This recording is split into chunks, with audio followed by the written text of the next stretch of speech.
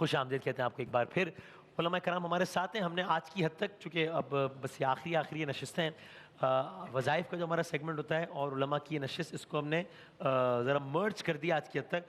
تو اس سیگمنٹ میں آخر میں انشاءاللہ مفتی سہیل صاحب سے وظیفے سے متعلق سوال پوچھیں گے، باقی سحر کا دسترخوان وہ انشاءاللہ اسی ترتیب سے وہ جاری رہے گا انشاءاللہ۔ تمام علماء کرام کا بہت شکریہ، جناب مفتی عامر صاحب، شجاع الدین شیخ صاحب، مفتی سہیل امجدی صاحب، علامہ محمد رضا داؤدانی صاحب، سب کا بہت بہت شکریہ۔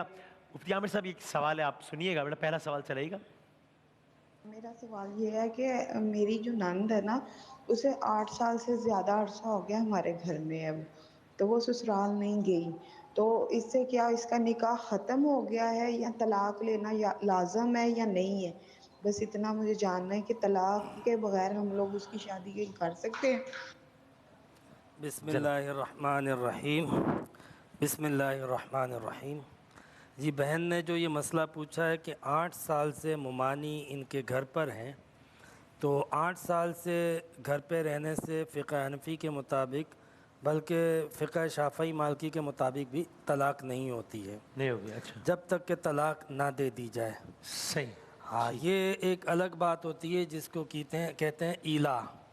وہ یہ ہوتا ہے کہ کوئی شوہر یہ قسم کھا لے، کہ قسم کھا کے کہے کہ میں تم سے قربت نہیں کروں گا، تو اگر اس حال میں 4 مہینے گزر جائیں تو پھر آٹومیٹک طلاق ہوتی ہے۔ لیکن آپس میں ڈسپیوٹ ہو گیا، طلاق نہیں دی تھی، تو شوہر اپنے گھر، بیوی اپنے گھر، اپنے میکے میں، تو چاہے 8 سال نہیں 80 سال بھی گزر جائیں طلاق نہیں ہوگی۔ طلاق اگر خدا نہ خواستہ ساتھ نہیں رہنا، علیحدگی چاہتے ہیں تو لینی پڑے گی، اور طلاق لیے بغیر نیا نکاح جائز نہیں ہوگا۔ ہاں ٹھیک ہے۔ اس میں کوئی شرعی طور پہ رائے مختلف ہے؟ بسم اللہ الرحمن الرحیم، بالکل وہی جیسا مفتی صاحب نے ارشاد فرمایا اسی کے مطابق ہے، کوئی فرق نہیں ہے اس کے اندر۔ ٹھیک ہے، اچھا اس پر آپ رائے دیتے ہیں۔ ہم نے افطار میں تو بات کی بھی تھی اس پہ، لیکن یہ بہت اس طرح سے سوالات آتے ہیں کہ اکثر ایسا ہوتا ہے کہ ایک ڈسپیوٹ ہو گیا اور اس کے بعد اب بیوی طلاق چاہتی ہے، شوہر بھی ساتھ رہنا نہیں چاہتا، کچھ بھی نہیں، لیکن وہ کہتا ہے کہ میں طلاق تو میں نہیں دوں گا، اب کھاؤ عدالت کے دھکے کھاؤ۔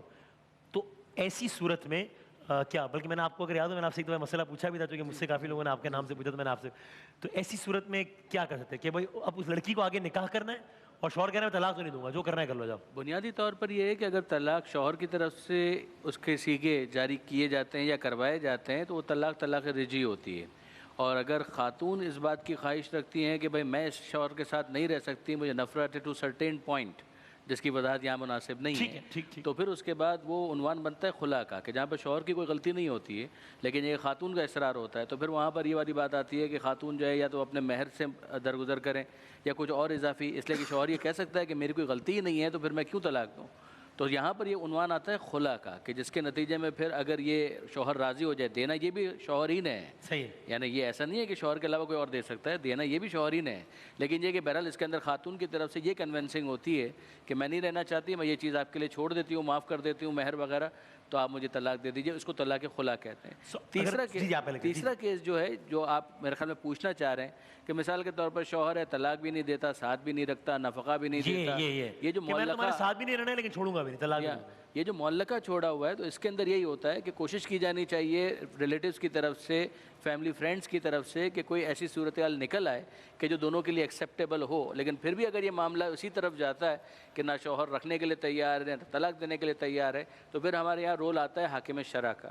حاکم شرع کا مطلب ہمارے یہاں یہ ہوتا ہے کہ کوئی بھی مجتہد جو سرٹیفائڈ آتھورائزڈ مجتہد ہو اور جس کا اجتہاد ثابت ہو، وہ یا اس کا آتھورائز کوئی نمائندہ، پھر وہ حاکم شرع ہونے کی کیپیسٹی میں ایک آخری ایفرٹ کرتا ہے، اگر وہ بھی ناکام ہو جائے تو پھر اس کے پاس یہ حق ہوتا ہے کہ وہ ولایت کے حق کو استعمال کرتے ہوئے طلاق پروناؤنس کرے۔ اس کے لیے عنوان ہمارے پاس ہے طلاق ولائی، کہ یہ ولایت کا حق استعمال کرتے ہوئے ایک فائنل سرپرستی اور پیٹرنیج کے رائٹ کو ایگزیکیوٹ کرتے ہوئے پھر وہ طلاق دی جاتی ہے اور وہ پھر نافذ ہوتی ہے۔ بالکل صحیح، یہ اسی طرز کی کوئی بات ہے مفتی صاحب؟ جی ہاں بالکل، یہ ہمارے یہاں پہ اسی میں آتا ہے، اس کو ہم کہتے ہیں فسخ نکاح، یعنی اگر بیوی طلاق چاہتی ہے اور شوہر طلاق دینا نہیں چاہتا تو قاضی کے پاس رائٹ ہوتا ہے، وہ پہلے جو ہے وہ صلح کرانے کی کوشش کرتا ہے، ناکام ہو جاتا ہے، پھر دیکھتا ہے کہ کیا واقعی بیوی اذیت میں ہے، تکلیف میں ہے، تو پھر شریعت کی پاس اس کی طرف سے ایک رائٹ ہوتا ہے فسخ نکاح کا۔ تو فسخ نکاح کا رائٹ جو ہے نا، وہ قاضی کے پاس علی الاطلاق نہیں ہوتا، کنڈیشنل ہوتا ہے، کہ واقعتاً یہ لڑکی اس شوہر کے ساتھ نہیں رہ سکتی ہے، کچھ شرعی وجوہات ہیں، یعنی وہ حالات کا جائزہ لے کر تفصیلات جان کر پھر یہ اور نہیں رہ سکتی ہے پھر بھی وہ چھوڑ نہیں رہا، تب اختیار آتا ہے۔ لیکن اگر رہ سکتی ہے تو پھر یہ اختیار قاضی کے پاس نہیں جاتا فقہ حنفی کے مطابق۔ ٹھیک، مجھے یہ لگا فقہ جعفریہ کے حوالے سے، اگر مجھے کریکٹ کیجیے گا اف آئی ایم رانگ، کہ یہاں یہ ہے، یہ اس صورت میں ہوگا یہاں کہ جب بیوی ساتھ رہنا چاہتی ہے، شوہر کہتا ہے کہ میں ساتھ بھی نہیں رکھوں گا اور طلاق بھی نہیں دوں گا، تو یہ سچویشن ہے۔ کیا فقہ حنفی میں بھی یہی ہے یا نہیں؟ اگر شوہر ساتھ رہنا چاہتا ہے پھر بیوی کہتی ہے بھائی مجھے نہیں رہنا because of what ever reason, تو بھی اس کے پاس یہ رائٹ آ جائے گا؟ بس وجہ وہی ہوگی کہ جس کا کنڈیشن آپ نے کہا کہ ڈیٹیلز اپنی وہی والی ہے۔ خلا کا لفظ میں نے خلا کا لفظ استعمال کیا، میرے خیال میں مفتی صاحب نے فس کے نکاح کا لفظ اچھا وہ وہی ہے، ٹھیک ہے۔ اور اس میں یہ ہوتا ہے کہ بعض اوقات زبردستی جو زوجہ طلاق چاہتی ہے جبکہ کوئی وجہ نہیں ہوتی، نبی کریم صلی اللہ علیہ وسلم نے فرمایا کہ ایسی عورت جنت کی بو سے بھی محروم رہے گی، کیونکہ طلاق جب قاضی دلواتا ہے تو وہ وجہ ہو، لیکن وجہ نہ ہو تو ایسی عورت کو طلاق کا مطالبہ کرنے کے لیے وعید سنائی گئی ہے۔ ٹھیک ہے۔ اچھا شجاع صاحب، یہ تو ایک فقہی سارے پہلو ہو گئے ہیں، لیکن آپ بتائیے گا، میں نے یہ سنا کہ طلاق ان کاموں میں سے جو کہ اگر آپ بالکل ہی ٹیکنیکل فقہی اس میں جائیں تو حرام نہیں آئے گا، لیکن اس پہ بہت زیادہ یعنی ناپسندیدگی کا بڑا شدید شدید ناپسندیدگی۔ جی تو اس کے دونوں پہلو بتائیں کہ ایک پہلو وہ جو مفتی عامر صاحب نے بتایا کہ بھائی اگر کوئی عورت بغیر کسی وجہ کے طلاق چاہے تو اس کے بارے میں بتایا، اور پھر ایک دوسرا ٹرینڈ یہ بھی ہے جو کہ ہم دیکھتے ہیں، جو مینٹیلٹی ہے کہ بھائی میرے 3 بول کی مارے ہیں، کدھر جائے گی، دھکے کھاتی رہے گی، بدنام ہو جائے گی۔ مرد بھی اگر اس رائٹ کو جو شریعت نے دیا ہے اس کو اگر یوز نہیں کرے بلکہ ابیوز کرے تو ایسے مرد کے لیے بھی کیا ہے؟ آپ دونوں حوالوں سے بتائیے گا۔ بسم اللہ الرحمن الرحیم۔ ماشاءاللہ دونوں ہمارے حضرات نے، علماء نے اس کے جو فقہی پہلو ہیں ان کا ذکر بھی فرما دیا، اور ایک اخلاقی پہلو بھی آ گیا سامنے جو کہ معاشرے کی ذمہ داری بنتی ہے۔ یعنی پہلے دن سے ہم بات کریں، یہ گڑیا گڈے کا کھیل نہیں ہے، اور یہ کوئی ورچوئل ایک تعلق نہیں ہے کہ بھائی چلو 6 مہینے بعد واٹس ایپ پہ بات ہو جائے گی، دیکھ لوں گا کبھی میں جا کے۔ یہ زندگی بھر کا معاہدہ، عقد نکاح کہتے ہیں نا، یہ زندگی بھر کا معاہدہ ہے۔ اگر دونوں کی طرف سے کچھ اس طرح کا اور 8 سال والی بات آئی سوال میں، تو میرا سوال ہے کہ ماں باپ بیٹھ کے کر کیا رہے ہیں؟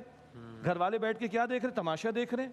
اور ایک ذرا دور سے ایک مثال میں لا رہا ہوں، سورہ نساء میں ذکر آتا ہے یتیم بچوں کے حوالے سے، کہ قرآن کریم کہتا ہے کہ تم یہ سوچو آج اگر تمہارا انتقال ہو جائے تو تم اپنے بچوں کے بارے میں کیا پسند کرو گے؟ یہی نہ کہ ان کے سر پہ کوئی ہاتھ رکھے۔ تو اگر آج تمہارے سامنے کسی کی کیفیت آ گئی تم اس کے سر پر جا کر ہاتھ رکھو۔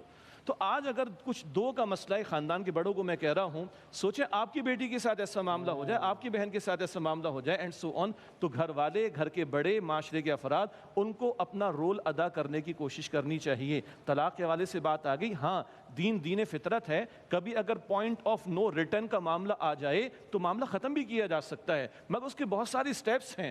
بار بار تقویٰ کا ذکر، نکاح کے خطبے کی 4 آیات جو نبی اکرم علیہ السلام تلاوت فرماتے، 4 مرتبہ خوف خدا کا ذکر آیا۔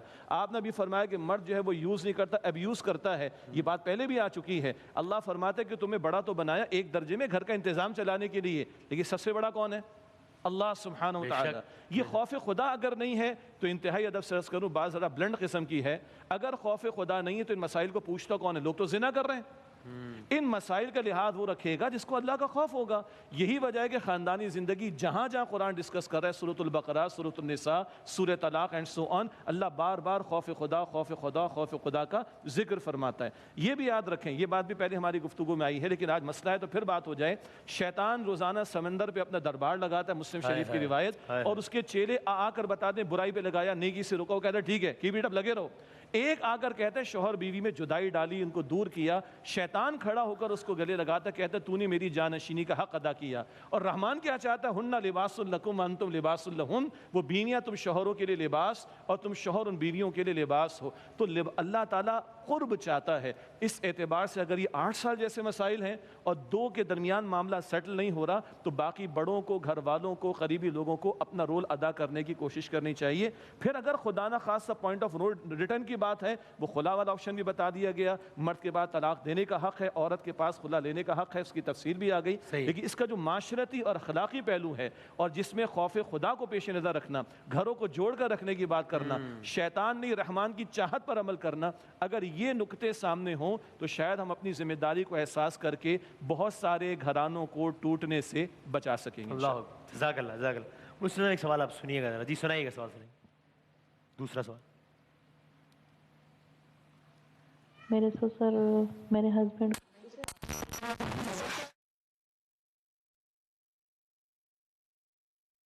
چلیں ٹھیک ہے، اب آ رہی ہے میری اچھی، نو پرابلم، میں ویسے سوال کر لیتا ہوں. نا یہاں پر شیطان کو ڈسٹرب کیا گیا ہے نا. ابھی شیخ صاحب اتنا کہہ رہے تھے کہ شیطان ناراض ہوتا ہے، ناراض ہوتا ہے، ناراض ہوتا ہے، تو یہ شیطان کی طرف سے کوئی نہ کوئی کارروائی تو نہیں تھی. صحیح ہے، ٹھیک ہے، اس کی ناراضگی کا سبب بنی ہے کوئی بات. ہاں، دلوں کو جوڑنے کی بات ہو رہی ہے تو اس کو اچھی نہیں لگ رہی ہوگی یہ بات، شیطان کو تو پسند شیطان نہیں کو ہے پسند نہیں آ رہی ہوگی یہ بات. صحیح ہے، لیکن ہم بات آگے بڑھا کے اس کو جاری رکھیں گے اور ناکام کریں گے اس کو انشاءاللہ.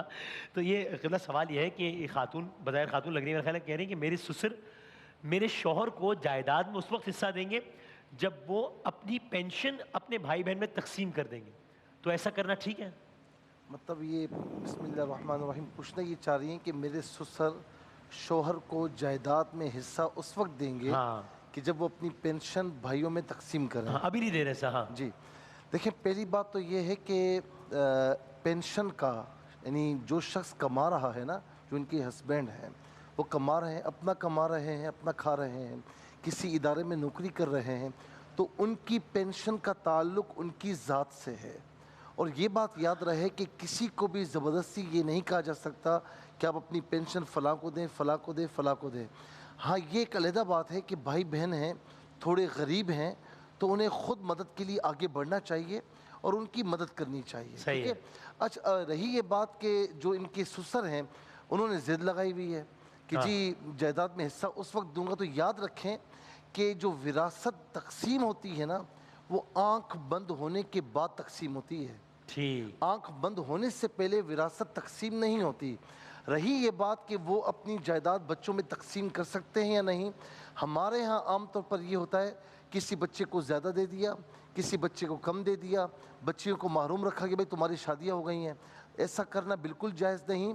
اپنی حیات میں، اپنی زندگی میں اگر وہ تقسیم کرنا چاہتا ہے تو ایسا نہیں کہ بچوں کو پورا، بچیوں کو آدھا، جس طرح وراثت میں ہوتا ہے یہاں پر ہر ایک کو پورا پورا دینا پڑے گا. ٹھیک ہے، صحیح، ٹھیک ہے نا. بالکل ٹھیک. تو وہ صحیح. سسر اپنے بیٹے کو ہرگز یہ نہیں کہہ سکتے کہ تمہیں جائیداد میں حصہ نہیں ملے گا جب تک تم اپنی پینشن جو ہے انہیں نہ دو.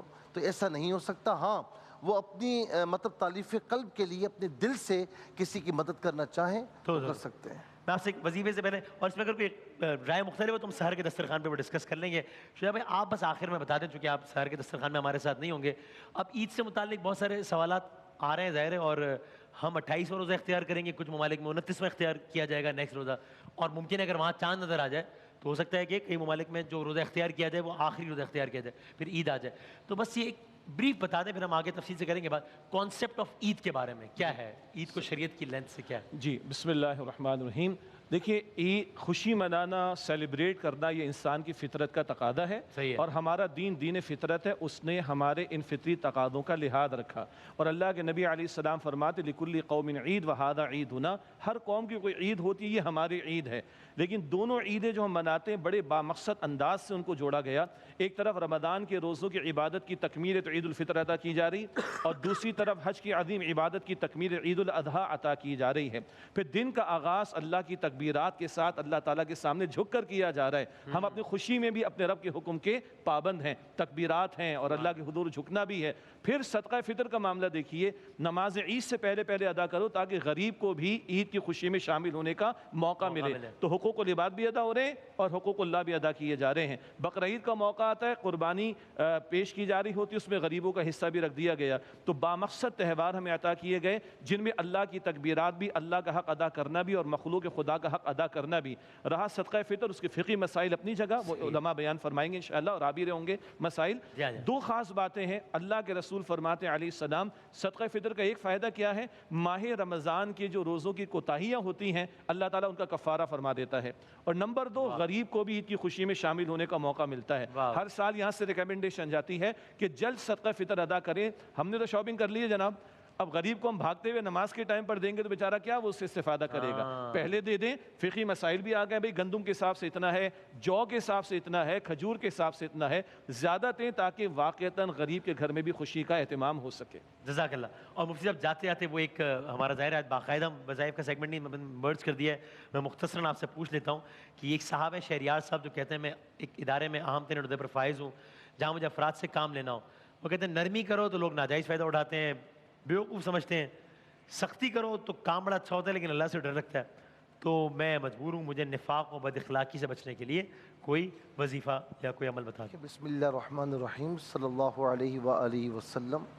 بات یہ ہے کہ نہ آدمی کو اتنا نرم ہونا چاہیے کہ ہر کوئی موڑ دے، اور نہ اتنا سخت ہونا چاہیے کہ وہ جھک نہ سکے. ٹھیک ہے. اعتدال کا جو راستہ ہے نا، یہ راستہ نبی علیہ السلام نے ہمیں تعلیم دیا ہے.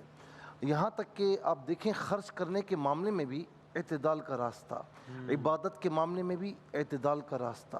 یعنی جتنی نیکیاں ہیں، جتنی عبادتیں ہیں، سب میں اعتدال کا راستہ. صحیح ہے. پورا ماہ رمضان ہم نے نیکیاں کی ہیں، پورے ماہ رمضان روزے رکھے، عید الفطر کا دن آیا تو اب کھاؤ پیو اور تھوڑا سا خوشی مناؤ. ہر چیز میں اعتدال ہے. تو میرے بھائی بہت زیادہ نرم ہو جائیں گے تو آپ کے جو ماتحت ہیں، آپ کا جو اسٹاف ہے، وہ آپ کے کہنے میں نہیں آئے گا. بہت زیادہ سخت ہو جائیں گے تو ہر کوئی آپ سے دور ہو جائے گا. تو بات یہ ہے کہ نرمی کے وقت نرمی اور سختی کے وقت سختی، یہ جو آفیسرز ہوتے ہیں نا، ان پر بھی یہ اچھا لگتا ہے. اچھا دوسری بات یہ کہ آپ نے کہا کہ بعض اوقات منافقت کرنی پڑتی ہے. دیکھیں حکمت میں اور منافقت میں فرق ہے. صحیح ہے. ٹھیک ہے نا. بعض اوقات لوگ اتنا زیادہ ہو جاتے ہیں کہ حکمت کو بھی منافقت کہتے ہیں. مثال کے طور پر کسی شخص سے کام لینا ہے، محبت کے ساتھ تھوڑی تعریف کر کے کام چل سکتا ہے تو ڈانٹنے سے فائدہ نہیں ہے. اس کو تھوڑا سا اپریشیٹ کر کے کہ اس کی حوصلہ افزائی ہو تو اس سے بھی کافی فائدہ ہو سکتا ہے. یہ منافقت نہیں ہے، یہ حکمت ہے. اور اگر آپ منافقت کرتے ہیں واقعی تو پھر اللہ رب العالمین آپ کو اس سے محفوظ فرمائے. منافقت یہ ہوتی ہے کہ ادھر کی ادھر، ادھر کی ادھر، یہ نہیں کرنا چاہیے بالکل. اور اس کے لیے حضور نبی کریم صلی اللہ تعالیٰ علیہ وسلم نے خود یہ فرماتے کہ میں مجبور ہوں، بس نفاق اور بد اخلاقی سے بچنا چاہتا ہوں.